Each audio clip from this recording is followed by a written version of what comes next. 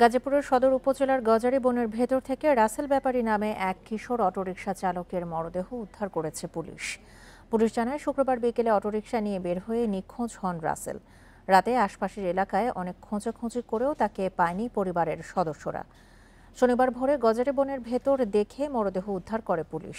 পাবনার সাঁথিয়ায় মোবাইলে ডেকে নিয়ে ভ্যান চালককে হত্যা করেছে দুর্বৃত্তরা। সকালে উপজেলার একটি পুকুর থেকে মরদেহ উদ্ধার করে পুলিশ।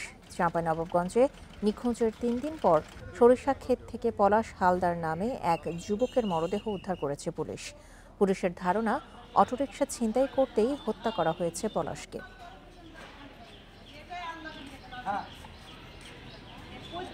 কোভিডে খুব